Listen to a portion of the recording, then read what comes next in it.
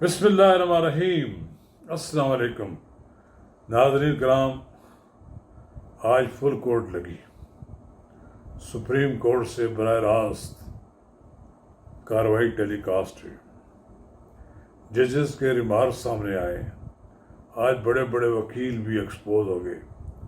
जजों के सवालात के जवाबात न देने पर पता लग गया कि ये कितनी तैयारी करके आए हैं, और अवाम को भी पता लग गया कि लाखों करोड़ों रुपए फीसें लेने वाले वकील तैयारी करके नहीं आते।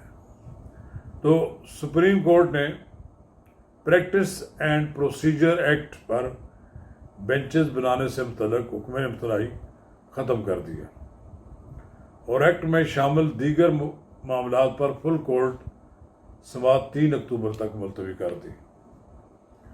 नाज़रीन कराम, कबल से हम आगे बढ़ें, अगर आपने मेरा यूट्यूब चैनल अब तक सब्सक्राइब नहीं किया जिसका नाम है नवाज रज़ा के साथ, तो बराए करम इसे फौरी तौर पर सब्सक्राइब करें, लाइक करें और अब आपके साथ शेयर करें, और आइकॉन का वो बटन दबाना ना भूलिए कि जब हम वीडियो लोड करें तो सबसे पहले आपको इत्तला मिले। नाज़रीन कराम, सुप्रीम कोर्ट में प्रैक्टिस एंड प्रोसीजर एक्ट के खिलाफ दरख्वास्तों की समाअत नए चीफ जस्टिस काजी फाइज ईसा की सरबराही में हुई।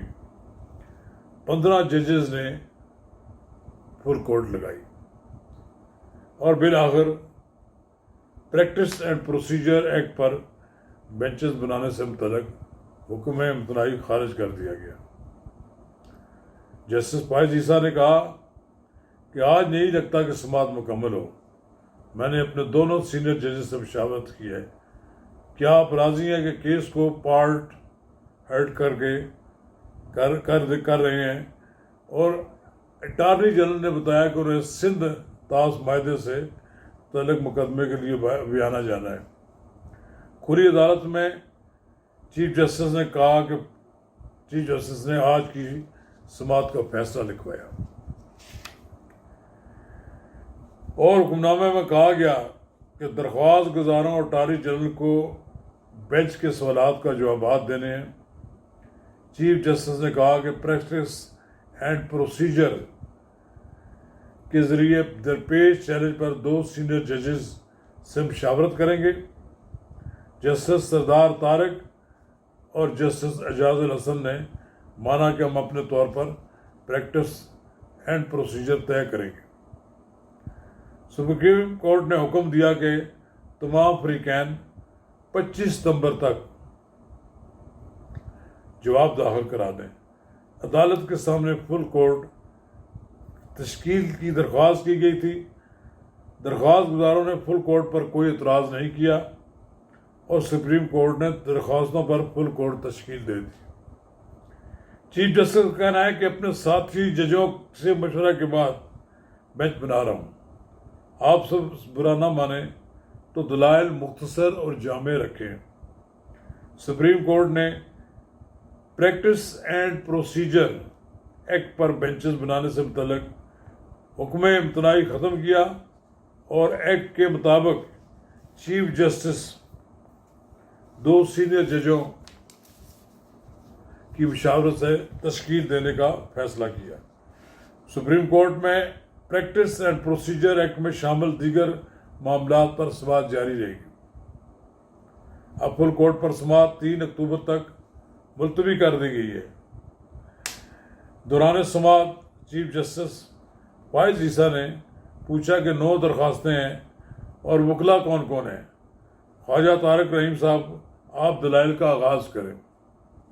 चीफ जस्टिस ने कहा कि दलाइल दोबारा से शुरू होंगे क्योंकि नया बेंच तश्कील दिया गया है।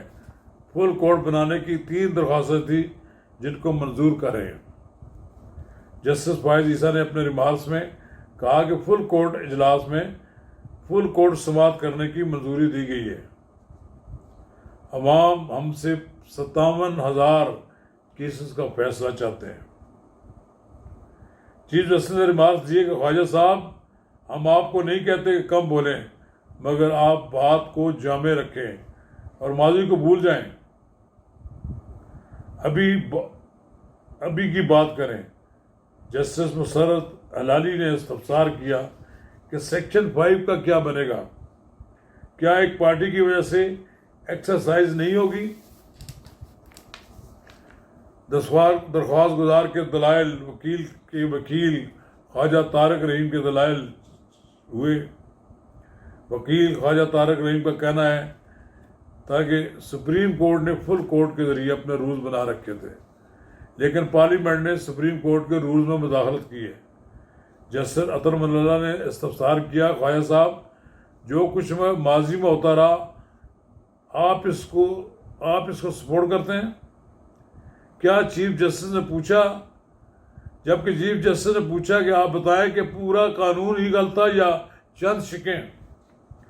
خواجہ طارق رحیم کا کہنا تھا کہ فیڈرل لیجسلیٹو لسٹ کے شیڈول 4 کے مطابق سپریم کورٹ اپنے پریکٹس اینڈ پروسیجر کے ضوابط خود بناتی ہے، جس پر جسٹس جمال مندوخیل نے پوچھا سپریم کورٹ کو یہ اختیار آئین میں دیا گیا یا قانون میں؟ وکیل خواجہ طارق رحیم کا کہنا تھا کہ میں سوالات نوٹ کر رہا ہوں، جوابات بعد میں دوں گا۔ جسٹس قاضی عیسیٰ کا کہنا تھا کہ خواجہ صاحب آئینی شکوں کو صرف پڑھیں، تشریح نہ کریں، جبکہ جسٹس اطہر من اللہ نے پوچھا کہ خواجہ صاحب آپ کیا کہہ رہے ہیں؟ یہ قانون بنانا پارلیمنٹ کا دائرہ کار نہیں تھا یا اختیار نہیں تھا؟ آپ کے لیے معاملات آسان بنانا چاہ رہا ہوں، لیکن لگتا ہے کہ آپ ایسا نہیں چاہ رہے۔ یہ بات چیف جسٹس نے خواجہ طارق رحیم سے کہی۔ چیف جسٹس پاکستان نے خواجہ طارق رحیم سے مکالمہ کرتے ہوئے کہا، خواجہ صاحب آپ جو باتیں کر رہے ہیں اس پر الگ درخواست لے کر آ جائیں، ابھی اپنی موجودہ درخواست پر فوکس کریں۔ خواجہ صاحب میں آپ کے لیے معاملات آسان بنانا چاہ رہا ہوں، لیکن لگتا ہے کہ آپ ایسا نہیں چاہ رہے۔ جسٹس اطہر من اللہ نے ریمارکس دیے کہ اختیارات اور طاقت کا توازن کا ذکر قانون میں نہیں ہے، جبکہ چیف جسٹس قاضی عیسیٰ نے کہا سپریم کورٹ کا اپنا اختیار ہے کہ وہ اپنے اختیارات کو استعمال کرے۔ کیا آپ کے مطابق سپریم کورٹ رولز 1980 آئین سے متصادم ہیں؟ مستقبل کی بات نہ کریں، دلائل کو حال تک محدود رکھیں، مستقبل کی قانون سازی کے لیے درخواست دائر کریں۔ جسٹس منیب اختر کا کہنا ہے کہ آرٹیکل 184(3) جوڈیشل پاور ہے، عدالت کو اپنے اختیارات استعمال کرنے سے روکنے کی کوشش ہے۔ فوراً بات چیت بحث چل رہی ہے۔ جسٹس منصور علی شاہ نے کہا کہ خواجہ صاحب آپ کی بحث کیا ہے؟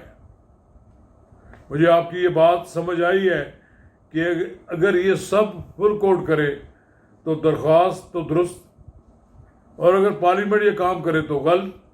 میں یہ سمجھاؤں آپ کی بات۔ جسٹس مسرت ہلالی نے استفسار کیا، کیا قانون سازی کے ذریعے چیف جسٹس کے اختیارات کو غیر مؤثر کیا جا سکتا ہے؟ جسٹس جمال مندوخیل نے پوچھا کہ کیا قانون سازی سے چیف جسٹس کی پاورز کو ختم کیا گیا یا پھر سپریم کورٹ کی؟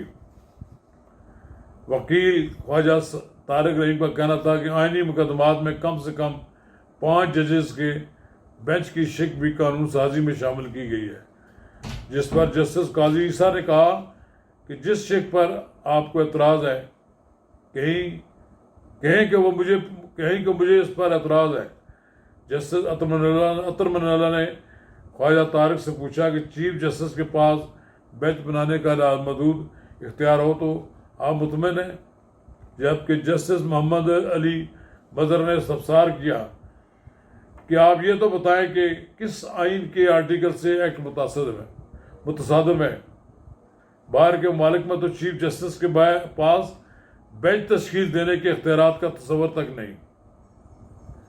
دوران سماعت جسٹس منیب اختر کا کہنا تھا کہ پارلیمنٹ کہتی ہے کہ 5 ججز سے کم کیس نہیں سن سکتے۔ اگر پارلیمنٹ کہے کہ فلاں کیس کو 7 जजेस नहीं सुनेंगे तो क्या होगा? अमेरिका में तो राइट ऑफ अबार्शन का मसला बना हुआ है। ये सुप्रीम कोर्ट है जिसका काम आइन का दफा करना है। चीफ जस्टिस पाकिस्तान ने कहा कि आपके दलाइल से महजूज नहीं हो पा रहा, जबकि जस्टिस अतुल अल्लाह का कहना था कि अदलिया की आज़ादी सिर्फ बैरूनी नहीं बल्कि अंदरूनी भी होनी चाहिए। अदलिया को अंदर से मजबूत होना चाहिए। सिर्फ चीफ जस्टिस के पास बेंचेस की तश्कील का अख्तियार होना तो गलत है। जस्टिस मंसूर अली शाह का कहना था कि बाहर के ममालिक में बैलेट से बेंच बनते हैं, वहाँ चीफ के पास बेंच तश्कील देने का कोई इख्तियार नहीं है।